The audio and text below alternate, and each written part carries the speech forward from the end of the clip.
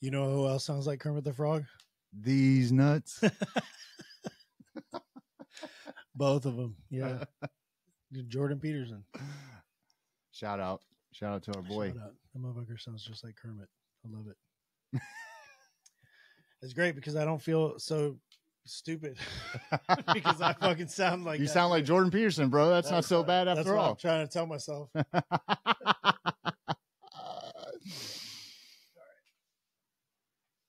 our fucking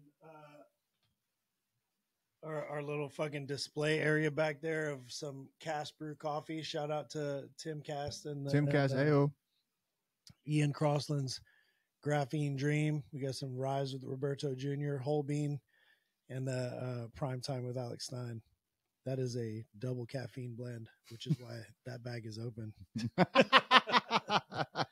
And that's why it's not that good. Almost empty. What are you talking about? It's fucking fantastic. Nobody said it wasn't that good. Oh, my mistake. Yeah. I had heard differently. Yeah. I might be a little bit of a coffee snob. But I need to try the Graphene Dream, and it just, that one's a little bit strong. It's a little bit like, is it? For I me, thought it was supposed to be like lowest. No, the Prime Time with Alex. The Prime Time with Alex Stein. That makes sense. Prime Time grind. Look at Alex Stein. It is. It's extreme. It's a very fucking. He's a high energy individual. It's a fucking Alex Stein coffee. High energy individual. That's what you get. Yeah, it's a fucking high energy coffee for sure. Let's see. Is that level better? Sound better? Or you want more? You want more like this? I love it like that. I like it like that. All right. All right, well, here we are back again. Holding our breath again. Don't hold your breath, bro. Don't do it. I think you'll die. I think I did. Been there, done that. I don't know where to put my back at it again, bitches. Hell yeah. So, what were we talking about before? Who are you voting for? Go back and listen to the next thing. I'm fucking voting for Kamala Harris. Ayo. Ayo. Hell yeah. Prostitutes need love too. Prostitutes need love too. I'm a big Cardi B fan, so it's like I might as well have one in charge of the country. You know, it's worth a shot. Biden just announced that he stepped down, right? Yeah, I believe so. I got the text message from our boy Will there, but yeah, I did not actually. I didn't fact check it. I didn't fact check it. I just saw his standard meme of Joe Rogan like this, checking his phone. Oh shit! I know, right? First, it's like, is Joe Rogan texting me right now? Really? Yeah. Joe, chill, man. Come on. I mean, I guess our boy Will is a little too lazy just to make a new meme. Or send us the text directly, right? You know, he has to do it on his notifications, on his cover screen. Yeah, like send the link to oh, that's what it is. That's his yeah, he's just sending it over. It's lazy. Straight lazy, man. Yeah. Boom, screenshot. Let me send it. Now I understand. That's why I look at Joe Rogan every time news breaks. Yeah. It's good. He means well. He does. Will means well.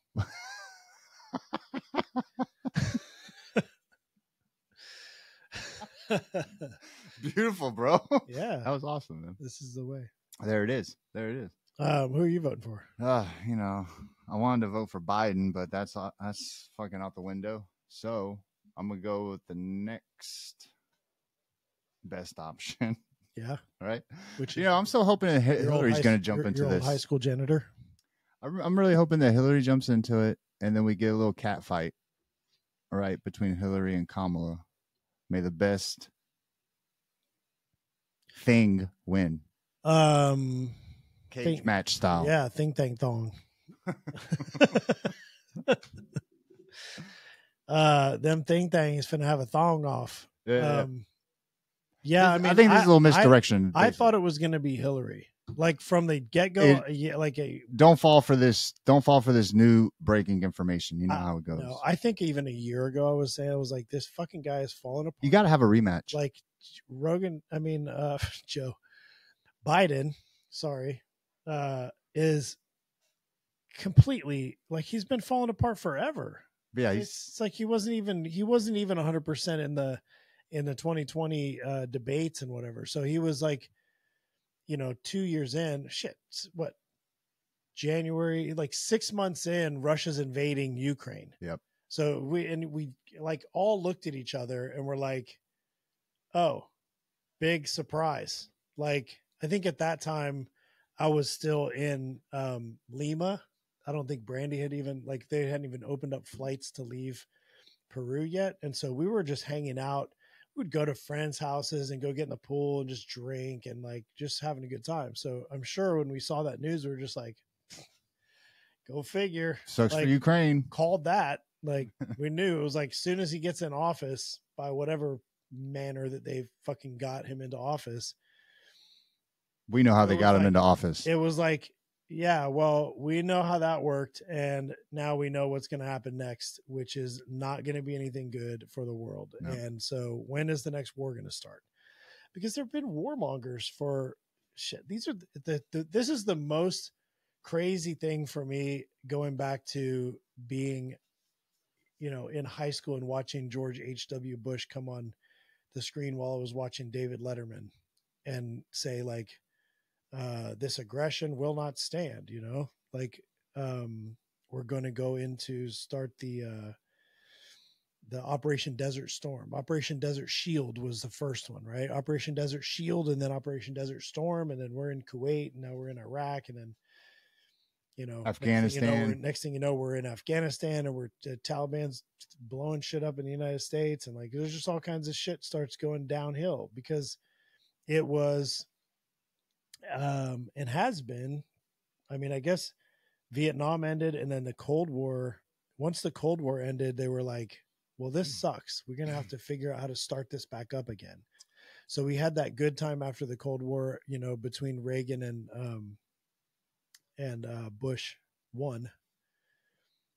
And Bush 1 comes in and goes, let's start some wars up again.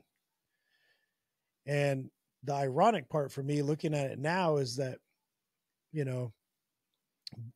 George Herbert Walker, being as Republican as they come, right, was the warmonger. And now, when I grew up during the time when it was like the other side, the Democrats were all like the peace, love, and right, like stop the war, get out of the war. We don't want to be in there just fighting over oil, and like this is all about money and like greed and power, and corporate interests and power.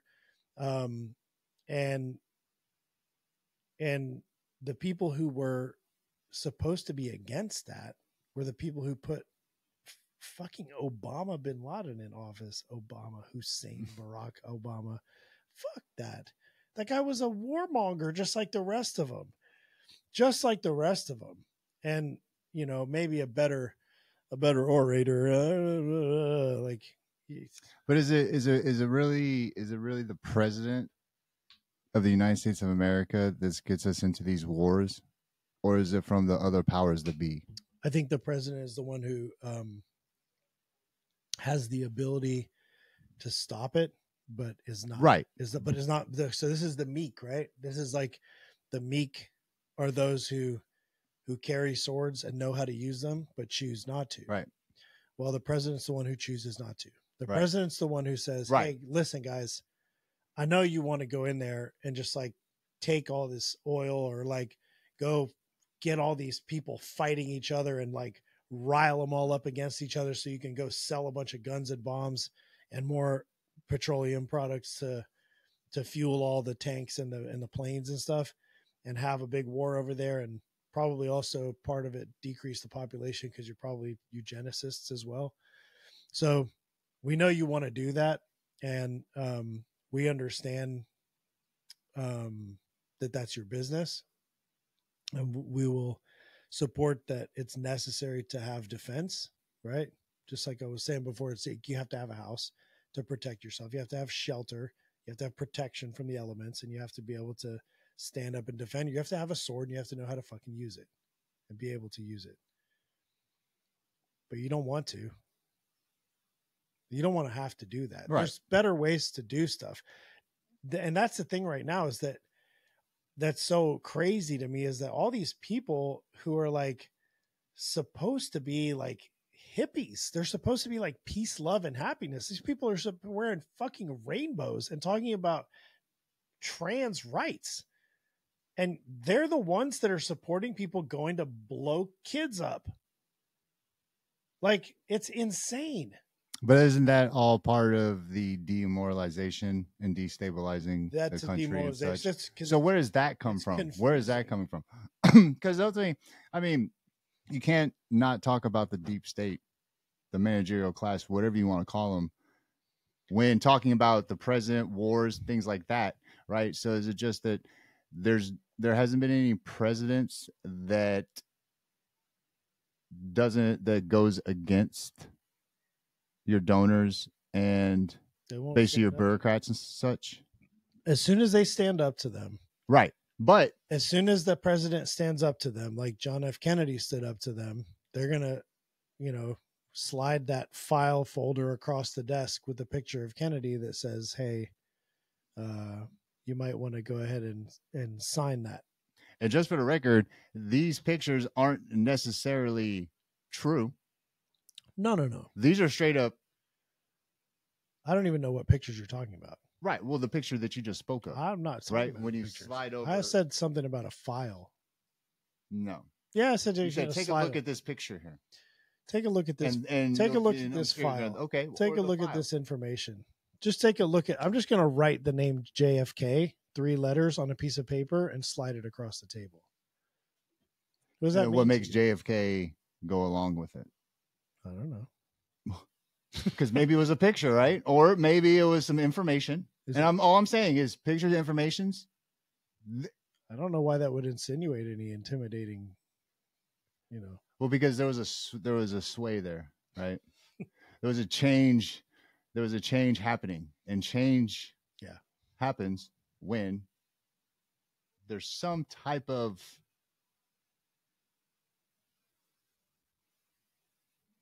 what's the word I'm looking for? Like when there's some sort of like impetus, right? Like some sort of force that moves, a first moving force. No. That's when change happens. Right. But when someone changes their mind. So someone changes their mind because you're playing this game right now with me. But that's I'm like, well, I was trying to go off of what you were saying. Yeah. But now you just totally changed what you were saying in a way. What did I change? Because you were saying how did the CIA get JFK to change his mind by sliding over this file? And I'm like, okay, the CIA didn't get what are the contents of this file? The CIA did not. He had a decision, and the CIA said, "Here's this file. No, you might want to change your position on this." No, they didn't. Oh, then what were you saying? I must have totally not understood what you were saying. To JFK, they didn't. What's up with this file here? Please explain. Unpack that for me.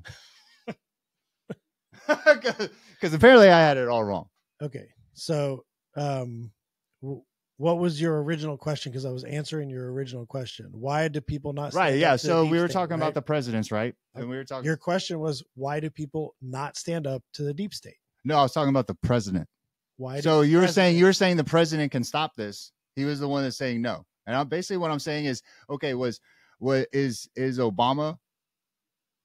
Is he a true warmonger himself? Is he the type of person that he wants war, whether it be for the money, for the power, or whatever? Does he want that? Or is he just following along and going with what the powers that be want? I don't and know. Then you turn to JFK. JFK was going to not be that stand up. Did, and then that's when this file came into play. Yeah. Okay. So it's like I didn't do a very good job of letting you know what I was talking clearly about, right? Okay. So what was your original question? So we were talking about the presidents, right? And we were talking about war and how they're warmongers. They just want the war. And then we were talking about it, and you said the president has the authority to stop these wars. I think you were talking about the deep state. Right. I think right. you were It ties talking into it about because we were saying a Obama, they're bureaucracy all or a deep these state, presidents, they were all warmongers, right? Now, is it in their heart that they want to go to war, or Mhm. is it these powers that we know that be are telling them to do these things? So basically, you know, the whole saying that the president doesn't really run this country. Yeah. Right. So now we decide. Now, what do you think? Is like Obama just a warmongering type person, or is he just following orders from whomever? I think it doesn't have to be one or the other. I think that that I don't think that Obama, Barack Hussein Obama, I don't think that necessarily he's like a malicious person who's running around out there trying to find babies to rip their hearts out or something No. like that. Just go to war. We're not talking about like Whatever. really crazy things. Whatever. I don't think he's out there. There's a difference between murdering babies like that and countries of war. I don't think that he's just out there looking for, on his own, It's not him. a war. I think what he's looking for is power. He is, or money. the deep state. He personally is. I think he is a sociopath. Okay. Who wants power. He wants to dominate. He wants to tell people what to believe. He wants to indoctrinate, and he wants to control and manipulate people. I think he wants to do that. He likes to do that. He gets off and is happy when he controls and manipulates people. And I think that he And you're saying that's what war is? No, I think that he's doing that like as the war comes into it because he's working for people who offer him all those things in exchange for keep the war going. Like, and he's not working for those people. He's not working for like a dude over here. He's working for the idea that war will continue to feed my opportunity to put money in my pocket, to feed my network of nepotism, right? And just put my own people in positions of power. And for me to be able to convince people to go to war, I have to control, I have to manipulate, I have to make them into victims, and I have to create all of this this strife and all this chaos in the country in order for me to be able to have the excuse to go to war, right? Like, oh, now we have to do this because we created all these crises. Oh, now we have to give all this money away because, but I don't think that any of it's that. I don't like what I really hate about the right wing. I really fucking hate about the right wing and the conspiracy theories and all this stuff that's like, oh, it's all about the power hungry people that are just out there, right? Like all that shit that I just said. It's not really that Obama is a power hungry manipulating person, right? Like he's just doing what he thinks is the right thing to do. And he thinks that it's okay and even beneficial to lie, to manipulate, to steal, to put his own people in positions of power, to do all those things because he thinks that's the way to create some righteousness in the world. Right? Really? He somehow, yes, I think he actually believes that's a sociopath, right? That's a sociopath. Yeah. So he thinks that it's okay to do all that stuff because he thinks that, it's like, and it's a very easy thing to fall into, but it's like someone who's just vengeful. It's like someone who's just like, I didn't get what I wanted, so I'm going to go and fuck this person over. Right. Instead of like, well, why don't you just go get what you want? Like, why don't you just go on about your day and like learn from it and maybe like not interact with people like that, or maybe I don't know, maybe help them learn something, even if you're going to take like a super, benevolent kind of path to it. But I think Obama literally, he lies, he manipulates, he backs up, things that he knows are not true. He backs up the media machines and uses all these mechanisms to create that control because he thinks that it's going to create some good in the world. I think a lot of the leftists think that. I think that they're just lost. They just So don't. does the right think that way as well?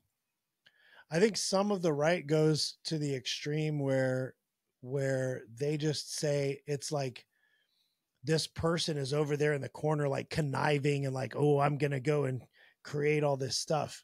Like I'm going to go, instigate a war between Russia and Ukraine. Like, yeah, there's people doing that. Yeah. There's some people doing that, but Joe Biden's not doing that. Joe Biden's maybe a puppet for somebody who's doing that, right? Hunter is definitely a puppet for people who are doing that. But I don't think that I don't think most of the people out there are out there like, conspiring and trying to like go to Epstein Island and collect fucking adrenochrome. Like I think a lot of that stuff is just crazy talk, like flat earth stuff. It's just poison in the well. It's just stuff to make people sound crazy. Right. And that's why I really don't like a lot of the far right stuff that's like the Q stuff and all that stuff. I'm like, bro, y'all need to just step down and take a look at the natural wave pattern of communities and societies. Like, that's why I like the fourth turning. That's why I really like that PBD episode with Neil Howe, right? For the author of this book, The Fourth Turning, right? So he just had Neil Howe on the podcast last week, and this book is spot on because this is just talking about like every 20 years or so, we have a cycle and we have a generation that's born and acts a certain way. And then they go into the next cycle and that generation is affected by the environment they're in and they get to, act a certain way. And then you get to the next cycle and it just goes in waves. And it's not like someone sitting here trying to like, I'm going to take over the world. Like Klaus Schwab is not Dr. Evil. It's not that he's not evil. Like he is evil, but he's also a product of his environment. So I think he's also like, it's more important to be aware of the wave function and be aware of the patterns that are coming than it is to like figure out who done it and like point your finger at a specific person and be like, if we just take that person out of the equation, then everything will be all hunky dory. Like that doesn't work that way. It doesn't work that way. It's just a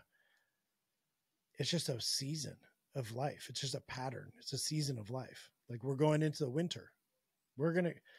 This is the perfect example too. Trump's going to get elected in November, but whether he gets elected or not doesn't matter because this economy, the global economy, is going to crash. It's going to crash like fucking nobody's ever seen it before. And now, are they maybe trying to hold it up for a little while so they can point the finger at Donald Trump and blame him for it? Yeah, for sure. Because they understand that it's a wave function and that they can like hold off that wave a little bit more, a couple more months. Then they can actually play the game of politics where they're like pointing at each other and making this what do you call that? Like the zero sum game of social hierarchy. And they can just point at each other and blame and name call and all that kind of shit. And it feeds that. But doesn't matter who the hell's in office. The wave is the wave. It's time. It's been time for a while. So just let it crash. It's going to crash. Like if you're trying to surf and catch a wave, what are you going to do? Like try to stop the wave from crashing? So what's the point in voting? I mean, the point in voting is it's just going to happen regardless, right? No, the point in voting is that like you're going to be able to recuperate maybe in a better way, or you have someone who represents what you think is a better solution, even though that solution is not going to mean anything. Not tomorrow, but it's going to mean something in a couple of years. But like you can't just look at the economy and blink your eyes and then suddenly it's fixed. Oh, right. Like you have to actually put in a lot of work to fix it. So I think if Trump gets elected, we're going to have a massive crash. I will 100% vote for Donald Trump because any other option would be fucking retarded. But isn't it going to crash anyways, even if he gets in office or not? Yeah. But if it's going to crash, would you rather have somebody who can fix it, or would you rather have somebody who's like not just going to make it worse, but like take advantage of it getting worse and throw everyone under the bus and like sell us to the World Economic Forum? Would you rather have that person, or would you rather have a person who's like, all right, well, we're in a fucking situation. Let's go. I'm going to roll up my sleeves and fix it with everybody. I'd rather have that guy. And that's what Trump's doing. That's what Trump's going to do. He's making a lot of promises about how it's going to be the greatest thing. And yeah. And it'll be really great, but it's going to be really great in like 2029. It's not going to be great. Yeah. It's not going to happen overnight and such, but it's not even going to be really great probably in 2027. Like it's going to be really great in 2028, 29, 30, 31, somewhere in that neighborhood, because you can't just breathe in and not breathe out. Facts. You have to have positive and negative for the world to go around. You have to go through the cycles. So you have to, and you have to be born, and you have to live, and you have to die. And this is like everything works in that cycle. You can't escape that in this dimension of existence. Maybe you can escape it in the next dimension, but we have to die to find that out. Yeah. But like, you're not going to get around that. Right. You're not going to get around that. But what I would rather have on that ocean of chaos that we live in, right, which is the inevitability of those wave functions, like they're going to happen. What I would rather have on that ocean of chaos is a captain who's not a fucking sociopath, who doesn't lie and manipulate and put his own people in positions of power and hold and protect power, but someone who empowers others. Someone who gives power, someone who teaches, someone who's there with you, fighting next to you, but also raising and lifting you up. And that's, I mean, I wish to be that one day. I try, to be that as in my own, interactions, to try to be somewhat of an assist to people and help people to raise up and realize dreams, but like, all we can do is try to do that. If we have Donald Trump in office in 2025 and the global economy tanks and all those BRICS nations, for example, say all those BRICS nations take all of that, all that revenue away from the petrodollar, and they start trading in yuan and rubles and everything that's there on their side, and dinar and all those. So if they go take all that stuff over there, what's going to happen to the US dollar? It loses value. So shouldn't we have been on the fucking gold standard a while back? Yeah. Yeah. So I think that, when we get to that point, when we get to that breaking point, because it's pretty inevitable, like it's part of the evolution of the world too. Sure. It's almost like, the US created this really abundant era, and it wasn't just the US, but the US drove a lot of it, because we were kind of like, we kind of led everyone out of World War II into the new liberal world order and everything. And then everything's like, hoop, hoop, hurrah. All right. And that's part of the wave function in that fourth turning, right? that's like the 1945 era, from if I'm not mistaken, was like the first turning, right? So 46 through 68 or whatever it was like the first turning. And that's when everything was building up and everybody was like, gung ho, yeah, let's go build an entire world of, new airlines and like new international companies and weapons companies and all this kind of shit. And then in order to sustain that, they went through the second turning through like the 70s and the late 60s, and got into Vietnam, and they start, going into what was a really plush time for us on this side of the wave function. But it was a hard time for other people. It was a really hard time in Russia for a lot of people. It's a really hard time in a lot of places. In China, they were going through revolution. I mean, it's a tough time in a lot of places in the world, but it was a really good time for the US. And then the 80s and 90s was kind of like where the demoralization started to happen, right? That's where everything started to kind of degrade and fall apart. And then in 2008, we had to crash. And then from 2008 until now, we've been in the fourth turning. We've been in the crisis turning. And it's not going to end until, they're about 20-year cycles. So it was 2008, so it'll go to about 2028-ish. It might be 2026 if we're super lucky. It might be 2030 if we're not so lucky. I mean, that's just a matter of perspective.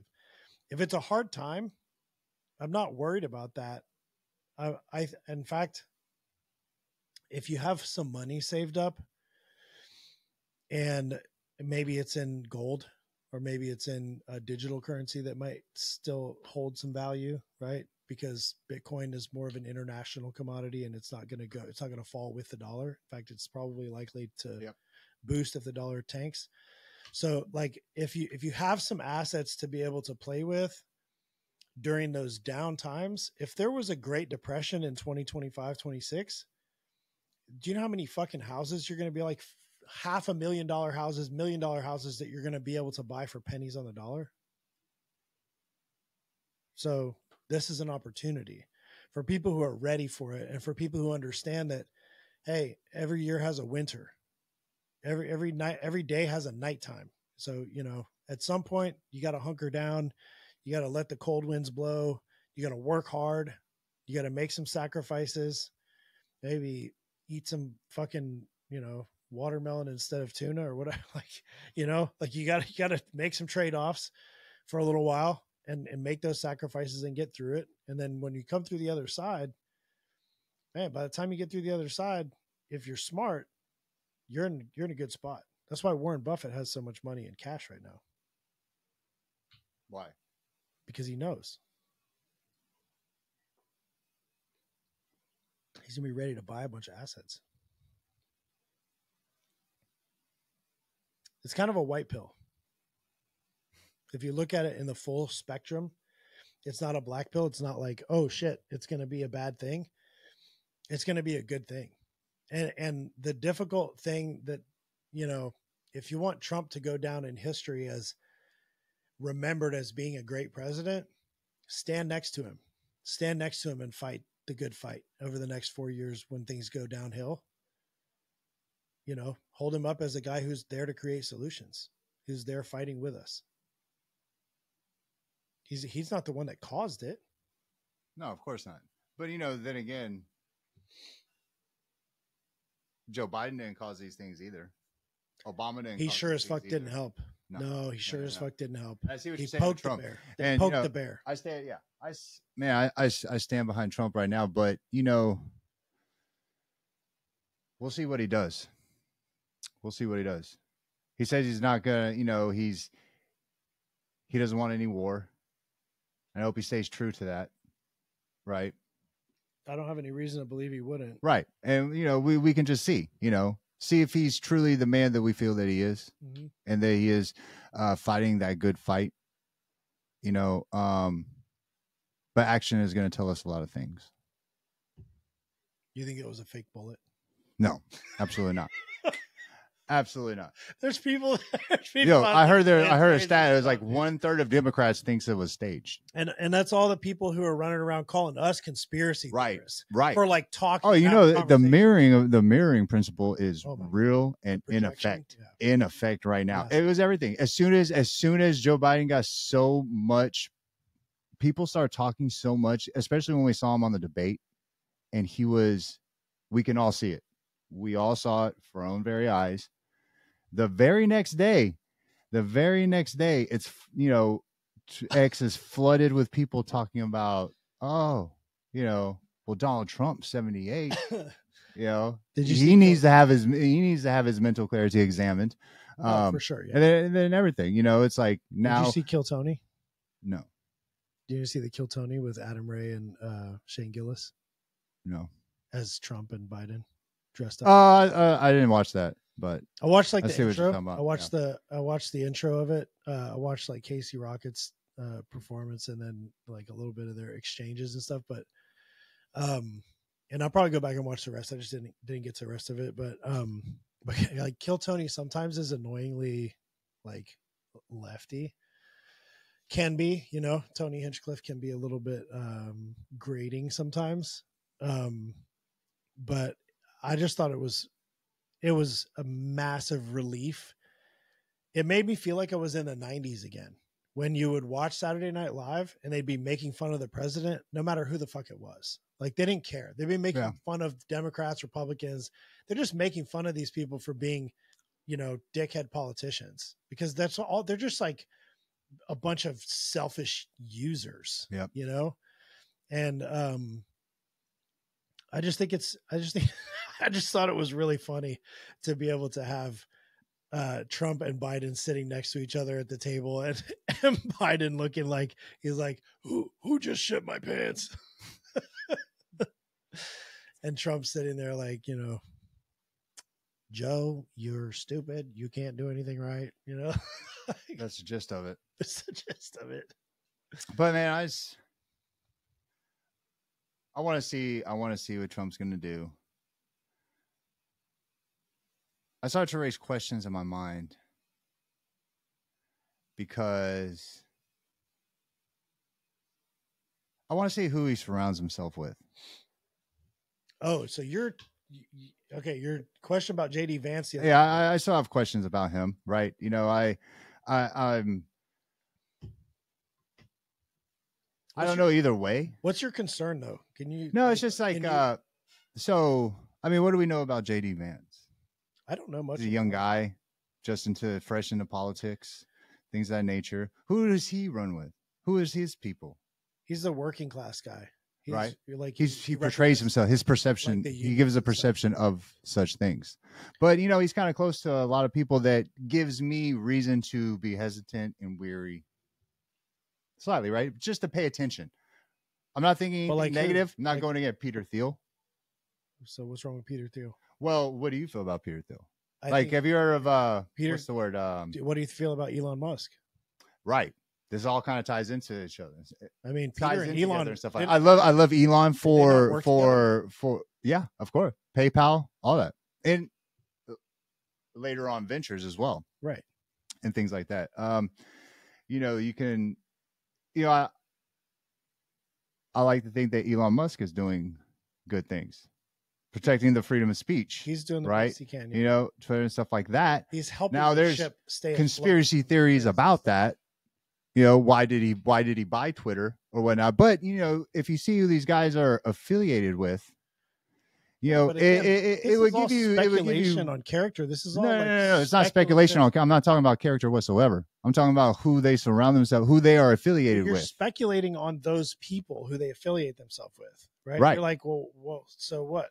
So what if they hang out with? Well, so when we talk about politics, this definitely plays a role in it. Well, it can, but I mean, but it does. It does. You just have to be careful with that. Right. That's what I'm saying here. Right. I'm not pushing. I'm not saying like, that anyone's a bad guy. I'm saying they hang out with Steve Bannon. Pay attention. Don't think, JD Vance is a great guy standing up for the working class just because now Trump brought him on board. Trump No, I'm saying JD Why did Vance, Trump bring him on board? I think Trump brought him on board because JD Vance has been a voice for the working class from the beginning. Now, do his actions like back that up? I don't know because I'm not an attorney, and I haven't gone through and read all of the congressional actions that he's done. I don't know, what he's done over the last 8 years since when he said, anti-Trump stuff or whatever. We don't know much about him. So I don't know exactly what he's done. What I feel like about JD Vance is that he's young. He's very young compared to a lot of the politicians right. He's 39 years old. So 39 surrounded by a bunch of 50, 60, 70-year-olds, right? He's in a world of 50, 60, 70-year-olds, and he's just under 40. So he's a young guy. So I think that he's in a situation where he's going to have some decisions to make this is going to be the time when he defines his legacy. Right. This is the time for him to step up and define his legacy. And we'll see what he's about. If he's over the last 10 years, since he's kind of like come up and since he was, 29, 30, whenever he got into office, and even bringing himself out of the hillbilly elegy, right. And creating his success. Is he a person who will say whatever he needs to say to get wherever he needs to get? Yeah. So fucking what? Does that those type of virtues sometimes are such a trap to success. Like, you don't have to not associate with the snakes, in order to come through the other side as some sort of shining knight. You have to deal with fucking snakes. And you're going to have to, you're going to have to bend to them at some point too. And you're going to have to give and take a little bit to get where you want to get. It's the concept of having to play the system from the inside. You can't just stand up there and go, fuck everybody. This is the only way. And stand. I mean, you're just like, no one's going to make it that way. No one's ever made it that way. Mahatma Gandhi didn't make it that way. You have to play the politics to get where you want to get. And once you get there, this is the moment now for JD Vance. Now that he's there, right? What's he going to do? What are you going to do? What's he going to do? What are you going to do? And we shall see. But we'll see. We got to pay attention to it. I ain't paying attention to shit. Okay. Well, then you can just live amongst all these zombies, bro. I'm going to fucking zombie land. I'm just going to go wander around Walmart and eat fucking Raisinets till I'm 600 pounds. So I think Raisinets. It's my next goal. I think Raisinets suck. And if I got to 600 pounds from eating Raisinets, I'd probably kill myself. Because I just got to 600 pounds and I did it in a shitty way. Yeah, my technique is the Raisinette. It's the Raisinette. Do you love Raisinets that much? I don't. I was about to say that was a terrible example. No, I just thought about it because I walked by a bin of them the other day when I was out. If you would have said ice cream or something like that, I would have been all aboard. Well, what kind of ice cream though? Whatever. Durian ice cream. No, I'm good on that. Okay, heard. I've never had it. I can't. Let's be honest here. You gotta try it. We gotta get some durian. Let's do it. I'll do it if it's an ice cream form. It's usually like a smoothie. I like durian. I like smoothies. This is ice creamish. Durian and avocado as a smoothie is really good. Oh yeah. It's, it gives you texture. Yeah. I love texture. Texture and funk. I'm okay without the funk so much, but texture. But hey, I like to get a little funky. I like funk. Okay. I'm a big fan of steak. But there's hey man, just like that too. I want to know your thoughts. Look into that guy, man. JD Vance. Yeah, just see, I think we should just we should look at these people. Yeah, I don't know how much of a political pundit that I'm necessarily going to be. I mean, I like to talk about this stuff and I like to, wax philosophical about what's going on and everything, but I don't know how much time. I would rather devote the time to like reading John Maxwell books on leadership and like going to the gym and like building businesses and focusing on proactive stuff than going down someone's, fucking CIA file on all of their dossier of every fucking action that they've done. I'm not into going down those rabbit holes and like doing that kind of stuff. Like I don't want to go investigate people's backgrounds and, figure out why they're corrupt. I just don't see the point. For me, I would rather grow people. I would rather focus on like building positive inspiration, building mechanisms and like media, like building more content like this to be able to inspire more people, to be able to grow stuff in a proactive, positive way. Because I think that's why I like Trump, because he wants to bring manufacturing back to US. He wants to bring, he wants to tax people who are just importing stuff. He wants to bring accountability back. He wants to actually have the tough conversations. Right. And like, that's so much more valuable to me than trying to figure out why somebody's done the wrong thing somewhere. I don't really give a shit. They can run around in the dark and do all their CIA tactics, and they can fucking do all their little man on the grassy knoll, and they can, they can go assassinate JFK and Malcolm X and MLK and all of them. But the darkness is never going to win. Why? Because the light is always producing more light. Always. Yeah. So that's what I would prefer to focus on, producing more light. Yeah. But, so basically what I'm coming from, right. And I'm talking about, hey, when somebody surrounds himself with certain people, you want to look at those people, because unless you are 100% sure factually, I'm going to delegate that the people are who you think they are. Right. Yeah. So unless you can be, they'll show without it. Yeah, exactly. They'll right. And that's all I'm saying is we're seeing and stuff like that. But, you want to be ready to receive and interpret this information when it comes to light. Right. Yeah. When these actions happen, you want to be like, oh, so that because their actions are going to be painted in a different light. Right. Their actions, even if it's nefarious or even if it is, has some, bad intent to it, they're going to make it look like it's for the better good. So in order to be able to decipher all this is going to have a lot to do with your inner self. And it's also going to have a lot to do with the information that you have, so you can see it in a better light, so to say. Right. So that's all I'm saying. I'm not saying, hey, JD's corrupt. I'm not saying that whatsoever. I'm saying who is this guy? Yeah, who is this guy? Right. And I feel I just don't want to spend I feel like I support Donald Trump all the way. Right. I'm a big supporter of Donald Trump right now. Right. Yeah. But I'm not going to go all in on somebody. Right. Because especially when I have something inside me tells me, hey, just pay attention to some shit. You know who you sound like? Look at some shit. Please tell me something good. You sound like me 6 months ago when you were talking about Vivek. Remember? Yeah. And I was like, well, have you looked into that guy? Yeah. Do you know? Yeah. Background? What's going on? I did. He sounds great. Everything looks good. I did. What happened with Vivek? What do you mean? He's fucking dope, right?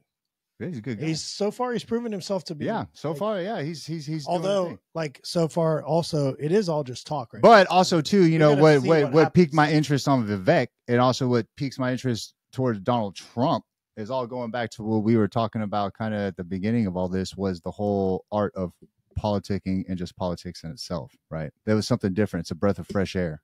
They're not career politicians. They might appear to be because they're intelligent individuals and they can play the game. You have to play the game, right? It's the game that it is. So, you can't go and play a basketball game with your when foot. You're ready to play golf. You can't, you know what I mean? Foot. Yeah. You can't bring your golf clubs to the basketball court. No. Or a basketball to the golf course. Correct. Right. So you got to play the game. That's the way you're going to win. And they're playing the game. Yeah, exactly. But that's the difference between, that's what I liked about Trump. That's what I liked about Vivek. But JD Vance is not that. Is not what? He's a career politician. Now, is he? Now, I mean, he's a senator. Yeah. So he's how long is his he's career, a politician. Though? He's in a but nevertheless, it took him. He is. Yeah, he just got there. However, he is. He is. He was like, this is what I'm gonna do with my life. So, what were the other choices? What do you mean for VP? So other than Vivek, because Vivek is okay. Vivek's a non sequitur because Vivek would never work. I mean, what was it? Was it the odds that like? Do we really know who was the finalist to be VP Trump? I mean, we know what the media was telling us. We know what we know what we were being told. Those were his finalists. Right. I mean, who was it? It was going to be JD Vance, Doug Burgum. It was going to be Burgum. It was going to be the other. Tulsi was talking about. Tulsi was one, stuff like that. Tulsi's but then you could have had Burgum is much more of a career politician. Exactly. Yeah. Right? Okay, Definitely. Who are the rest of them? Look at all the rest of them and tell me which one was the least of a career politician. Other than Vivek. Was Tucker Carlson an option? I don't think Tucker was ever. That was an idea, but I think Tucker, he never agreed. But maybe he just didn't want to do shit. But maybe that was an option. No, I think Tucker Carlson is. I think Tucker Carlson is a counterintelligence tool. I think that he's a very good counter-revolutionary in the intelligence world. I think he's very good at countering all of the misinformation and disinformation, psychological operations. He's very good at knocking all that stuff down. He's like the dome missile defense system for information. Right. And that's what people like him, like Tim Pool, like PBD, all these guys are out there that are knocking down all of the misinformation and disinformation because they're defending us in a psychological G5 war. Yeah. Right. And those are actions. Those are actions that I like to see. Yeah. Right. I think if Tucker were given something like maybe press secretary or something. Yeah, definitely. There's a place for him, but I don't come up with some other ideas. I don't think even as press secretary, like I think Tucker would be better in an he's not a good press secretary. He'd be better in an advisory role than he would be in a public speaking role where he's going to actually have to, because they're going to trap him with emotion. They're going to fuck with him to be able to get him in. And he's also going to have to lie. Like you have to lie. At some point you have to run interference. You're going to have to bend the truth a little bit here and there to be able to accomplish the goals, right? Which is what I was saying about all of playing the game. Play the game. And if you play the game the right way with the right intentions and, you just kind of like touch on those, crossovers as just as barely needed. I don't know that Tucker's going to be the guy to do that, especially at the place he is in life right now. I think he's in a really truthful place in life. He's in a very open and vulnerable place in life. So I think that he's perfect where he's at. Yeah. I think he needs to be right where he's at. If you move Tucker, it's like moving Ron DeSantis. I don't think DeSantis I don't think DeSantis was ever a serious contender. Right. And I think that his run for presidency was a tactic to pull him out of the question early on. He's not going to be president. He's not going to be VP. He's going to be pulled out of the situation early on. Tactically, they're going to go strategically. They're going to go, hey, let's do this poorly run campaign and make you look like a jackass so that you can stay in Florida and run Florida for another, how much does he have left? 2-3 years? Yeah, something like that.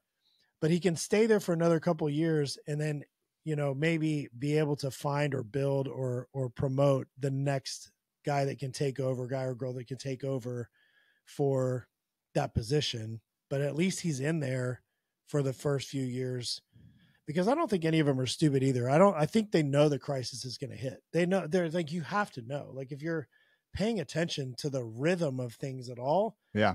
Like COVID wasn't it.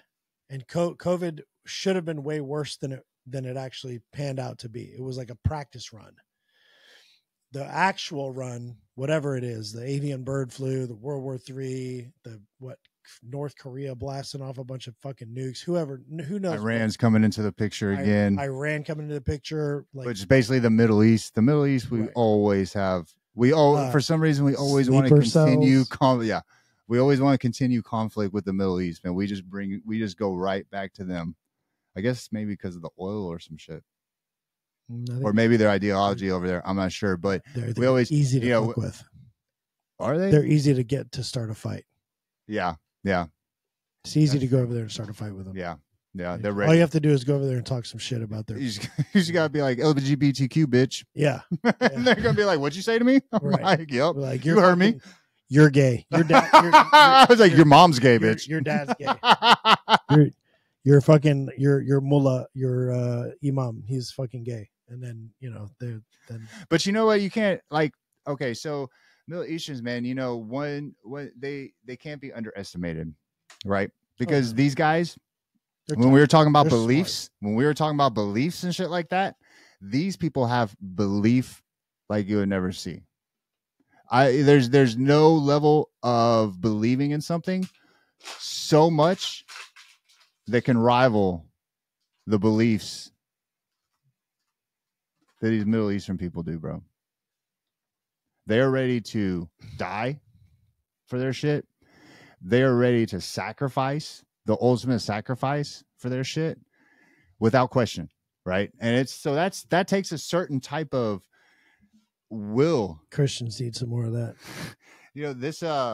These guys, they're something different. That's probably all I'm saying. I would imagine they're very dangerous. In the next little turning here that we see, like it's probably what we're gonna see, because in the Judeo-Islamic Christian tradition, the only one who still has tolerance is the Christians.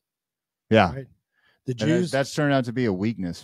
It is, yeah. The Jews went to Zionism. They went to the extreme faction, yeah. And then the Muslims went to the Islamists, right, which are the extremist factions. So I think what you're going to see is you're probably going to see a rise of that Christian nationalism, and you're going to start to see groups. So there's that one that's the Patriot Front, right? Yeah. That everyone says is a Fed psyop or whatever. Did you see the interview with the guy? Yep. Do you think they're a Fed? It's a possibility.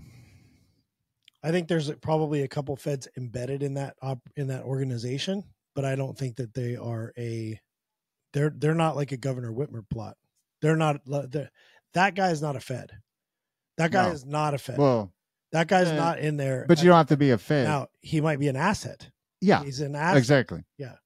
But that's a very different thing, because an asset like that can also get out of control, right? An intelligence asset like that that's running a big organization, maybe they're just running the line out on him, and they almost go with it. They almost seem like a joke, though, right? You saw their altercation with the Proud Boys, was it? Yeah, be careful with that, though. What? Seeming like a joke. Yeah, you never underestimate the opponent. Yeah. The only reason I'm saying is like, I see.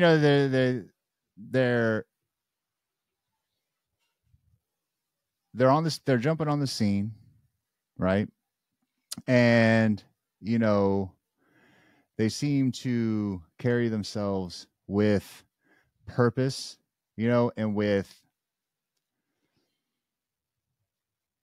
some type of level of power, I want to say, right? Mm-hmm. However, when that was attacked a little bit, I didn't see any fight in them, right? They didn't fight back, no, not at all. And as a matter of fact, they were like tormented a little bit and just kept walking on their way, like they didn't want to have anything to do with an altercation, right?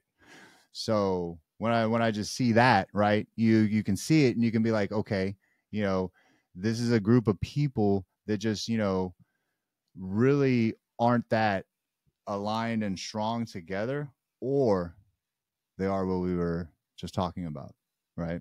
Yeah. They're just, and Well, I think they're fake. I think they're. I don't think they're fake for sure. I think they're a bunch of people who are grouped together. And well, when I mean fake, I mean not being what they're really saying they are, and being a FBI. They're not the psyop. They're not the sorts. Proud Boys, Okay. right? They're not the Proud Boys. Well, clearly, yeah, or any of those other Fed groups, right? Because that's what I see the Proud Boys as is the Proud Boys are they're the coin flip of Antifa, right? They're both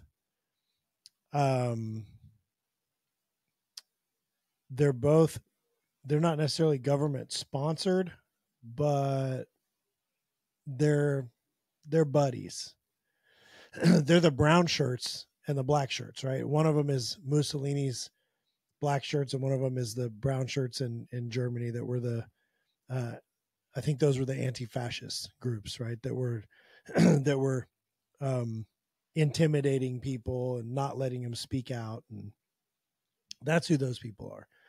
They're just the extremist groups that are either driving up the momentum or they're stopping the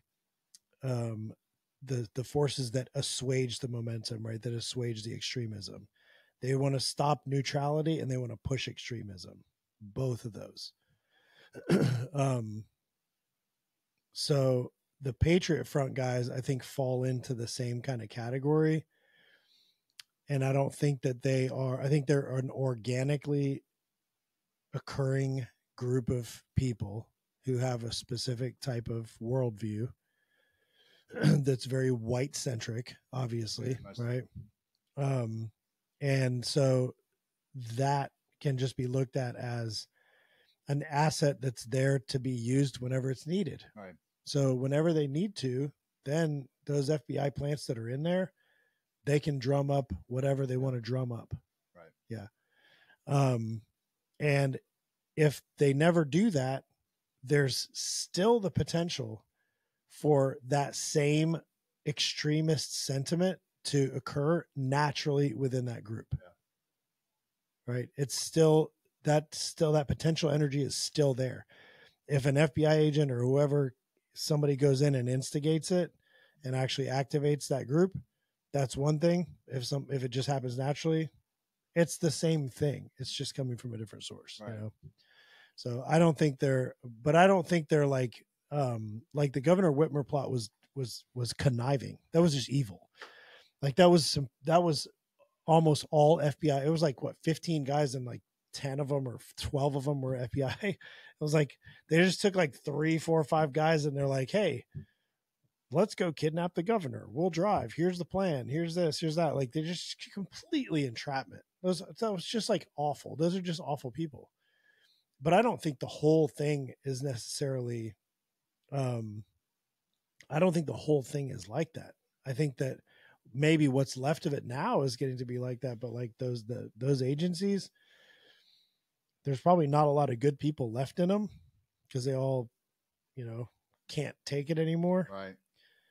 But that doesn't mean that the agency itself is bad. That's like having a crime family take over, an orphanage and turn it into a whorehouse. Right? Like you can also take that house, kick out all the prostitutes and turn it back into an orphanage, right? To kick out all the prostitutes, go get a bunch of nuns and put them in there and like take care of some kids and do the right thing. So you can actually take the FBI, get all the shitheads out of there, and then actually put good people back in there. But this is what a lot of people are worried about JD Vance with, because JD wants to keep some of that deep state mechanism in there with that exact line of reasoning. He doesn't want to totally eradicate. He's not the Afuera guy. He's not going to go in there and Javier Milei the entire fucking government, which is what Vivek wants to do, which is what a lot of us, I think, want to do. But he has a point in that can just be reactionary. That might just be reactionary. And you don't always want to just react. You want to be proactive. Reacting is we've been reacting to it, but I mean, no, so Vivek talks about, it's past a point of repair, right? So yeah, there's good people in there doing good, honest work and stuff like that, but the entity itself is corrupt. But yeah, but that's what I'm saying is that the entity itself is just a bunch of letters, right? And when the people are what's corrupt. Yeah, but when you take people out and you put people in, it's who are you putting in there? Non-corrupt people. Now, but so I mean, whomever it was that. Do you think that? Okay, so whomever it was that corrupted the FBI, was it corrupt from its inception? Was it always? But that's what we're talking about, right? Then you just say that, and correct me if I'm wrong, and I'm sure you will. But when you're saying that, it's basically not the FBI is the problem; it's the corrupt people that's in it. Right. Right. So so I can only assume that you're kind of implying that it was not set up corrupt, and just corrupt people took it over. Yeah. Right. So, with that being said, it's like, you can either cancel this thing out, but still have the purpose that the FBI does. Right. But it's not good. It's not good. The entity is now gone, because if the entity is still there, right, then apparently that entity was able to be corrupted. So, but what is it? What do you think? Like, okay, so what I think is corrupting the organizations like that is the proximity to other branches of governance, right? The Federal Bureau of Investigation needs to be independent from the congressional investigative committees, the executive branch. It needs to. So then it'd have to be a private company, independent from the judicial branch. No, this is the difficult thing, because we're all people and we all talk to each other, and some of us know each other, but you don't want to have nepotism between, a judicial branch, right, and the investigative branch of a law execution. So like, then you're going to have people corrupt together who are just going to say, I don't like this person, so we're just going to team up and we're going to, right, what they're doing to Trump right now is exactly that. So in order to avoid that, what do you have to do? You have to have some sort of separation of powers. You have to have some sort of separation of the organization. And I'm not studied enough to be able to go into the minutia of like how that organization's set up. Yeah. And maybe Vivek is right that we need to tear it completely down and then create a different organization. Yeah, but see, set up a different Vivek made a lot of sense, because he pointed out the problem, but then offered a solution to every single one of them. So what was the solution? And they sounded good. You would just do away with the FBI. So you have federal investigators. So who's going to investigate serial killers? I mean, you have other, like, why do we need? Okay. So why do we need all these different types of policing agencies and such? How are you going to get rid of all the immigrants? So there you go. Well, you have a military, right? You also have U.S. Marshals. The military is only the military is only to defend the country, defense of the nation. which is defending the country from an invasion of illegals. So it's defending the country. That's nevertheless. I don't know. That's a tough. Well, no. Well, so what we all agree this is an invasion that we're on right now, right? How do you tell who's who? Because you vet people, right? You allow people in that you want to allow. You just allow everybody in when everybody is just, and it's not even like a system anymore, right? It's just people rushing the border and shit like that. That's definitely not the way you go about it, But in a way, that's what the border is, right? It's to protect your country. It's a filter, yeah. Exactly. So, there again, that's why, Vivek was always saying, Biden wanted, Congress wanted to pass the bill and call it the border bill to protect the border. And it was like, right. You don't need a bill to protect the border. But we're on a different topic. We were talking about the Federal Bureau of Investigation and why it needs to be. But that led us to what we're talking about right now. How so? What does that have to do with anything? Because you just said I'm saying we don't need we don't need the FBI as an entity. And you were saying we do. And then I was saying then you asked me how we're going to protect the border. And I said the military. No. You said the military is defending the country. And I'm saying that's what we're doing. I did not say. But that's how that conversation went. I did not say the border. I didn't say anything about you were like, I said, how are we going to remove no, you did the not. illegals? No, you did not. Yeah. That is not. Play it. Let's get down bottom of it. Let's get to the bottom of it right now. We got to stop recording and go back and play. You can't just rewind it.